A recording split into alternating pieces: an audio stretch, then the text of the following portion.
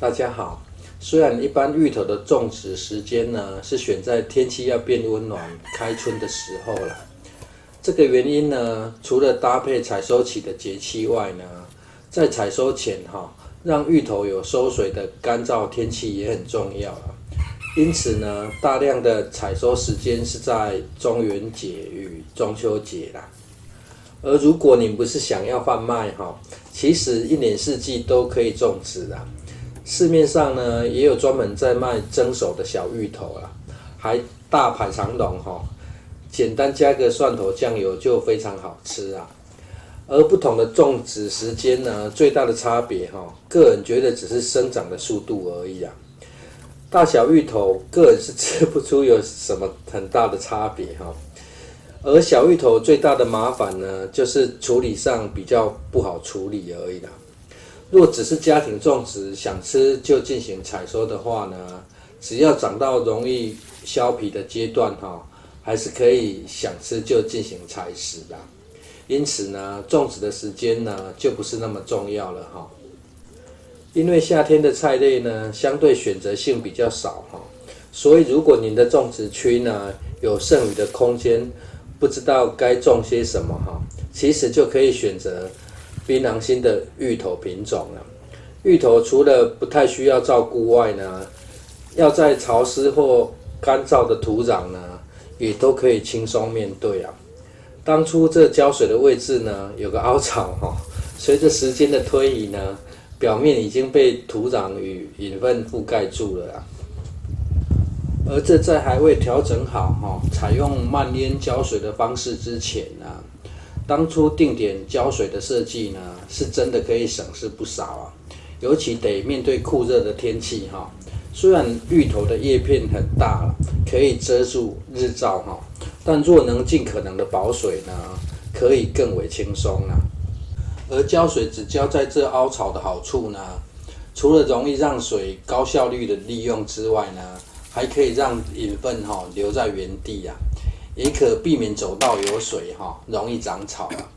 这在还未进行使用慢淹的方式之前呢，一切都是依照着计划行事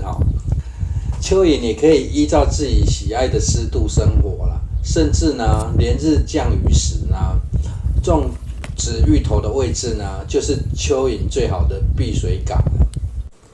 不信先来看一下当走道过于潮湿时呢，这些杂草呢就完全不会跟您客气了。趁现在提醒你一件事梅雨季节来临之前呢，除草这件事情得摆入自己的重点工作之一啦。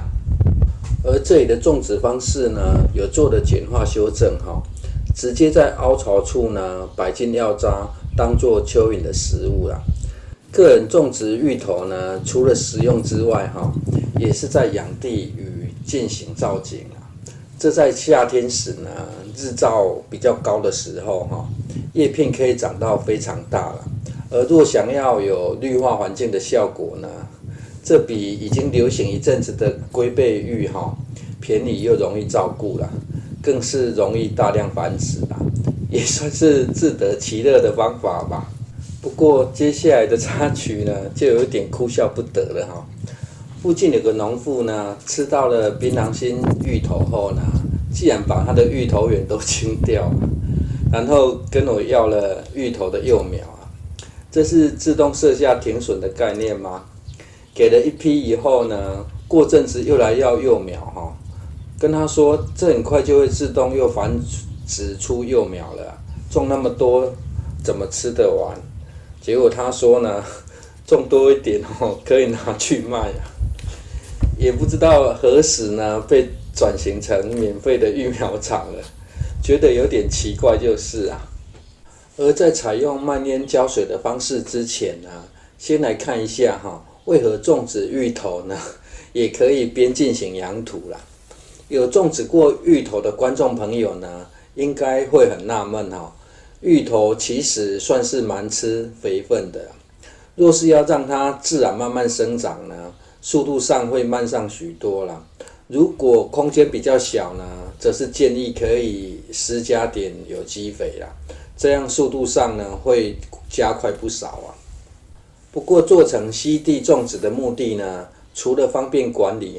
也是在分批改善土壤啦。生长速度上的考量呢，则摆在后头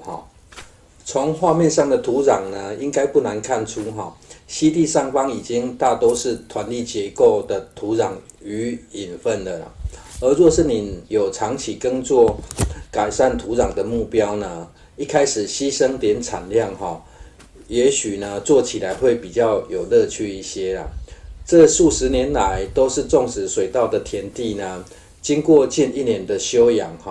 有些区块的进度呢，是比传说得花2-3年的时间快多了啦。虽然也很想做到纯正一点的自然农法但因为种植的环境紧邻惯性农法的稻田所以除草与浇水的方式呢，就必须得进行修正不除草呢，是对自己的环境很友善没错啦，但对于一旁的惯性农法农地呢，就会产生影响加上排水是排到下方的稻田里啦，不除草呢，真的是不可行而既然做了除草的动作呢，浇水的方式就被迫着得进行修正啦。没有大量杂草掩蔽呢，就得时常从上方浇水导致土壤很容易会有板结湿黏的现象所以呢，也修正成约2-3公分的浅水漫淹而团粒的土壤结构与引粪除了有很强的保水能力外呢，也有很强的毛细现象只要沟槽维持浅水的状态水就可以自动被吸附上去了。而这芋头下方呢，其实还可以提供育苗的功能对于一些比较不喜日照的种子呢，就可以透过芋头叶天然遮阳来进行育苗。而采用蔓延六式放养的种植方式就很容易导致嗜水性杂草丛生有感觉到每经过一阵子呢，场地就会快速的变化往好处想是这样拍摄起来的景象呢，比较不单调了。要做有机呢，或是自然农法呢，转化耐烦这件事情是真的很重要其实这些杂草呢，只要没有进入开花阶段都还在可以忍受的范围而若是呢，要坚守杂草没有比作物高就可以不加理会的原则呢，遇到芋头这种作物势必呢日后得迎接很大的除草挑战啦。现在呢，这只是杂草长得比较高啦，除草是不会太困难啦，因为高的草呢也会压抑其他杂草的生长习惯就好了啦。而这些多样性的杂草呢，可以提供额外的用途因为此处微生物已经颇为丰富除草的过程呢，若是方便建议采用带土拔除的方式再将这些杂草与土壤呢埋到土壤比较贫瘠的区块趁机活化别的区块的土壤空间比较大的话呢，就让它自行活化土壤若是可用的种植空间比较小呢，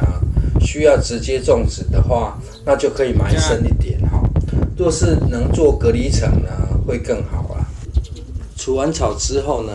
就可以来看一下养土的效果了。将内部的土壤呢挖起来覆土覆土的目的呢，除了可以让芋头长得更大之外呢，因为种植过程并没有额外再进行施肥进行覆土的动作呢，也是算让土壤展现地力的时候虽然是不觉得芋头要大颗才好吃但对于一些人呢，坚持芋头要种到很大颗才算会种或是觉得芋头要大颗才好吃的人呢，这样覆土与增肥的方式呢，是可以帮助不少了。只不过覆土的动作呢，日后要拔的时候根系长得比较深得用挖的会比较麻烦至于覆土的时间呢，可以选在度过雨季后干燥的日子几天后再进行覆土这在经过约2个兴起的收水动作哈，就可以想吃就拔来吃的啦。如果您的空间足够呢，芋头其实是很不错的作物啦。毕竟用途算是非常广的作物哈，用蒸的、炸的、吃甜的、咸的、煮汤也都可行啊。而且这样的种植方式呢，还可以进行养土哈，因为翻动的土壤啊，内部呢恢复成一个凹槽哈，这样的杂草拔除后呢，得顺道将内部浇湿一点啊，让微生物或蚯蚓呢，对于环境的变动呢，可更为快速适应哈。这进入夏日后呢，叶片会快速长大不少了，对于土壤呢，依然有很好的遮阳效果。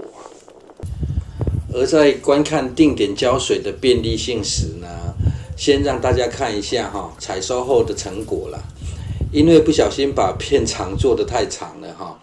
芋头采收的影片呢，只好等到下一步了，也顺道比较了覆土与否的差别啦。另外，关于日前观众朋友的提问呢，如何从市场买回来的芋头再次进行育种种植啊？因为没有在对个人的提问做出回应啊，目前已经利用采收时呢，依据想象进行测试啊，实际效果如何呢？目前仍得等时间发酵也会在有关于芋头的下一部影片中呢揭晓成果。谢谢收看。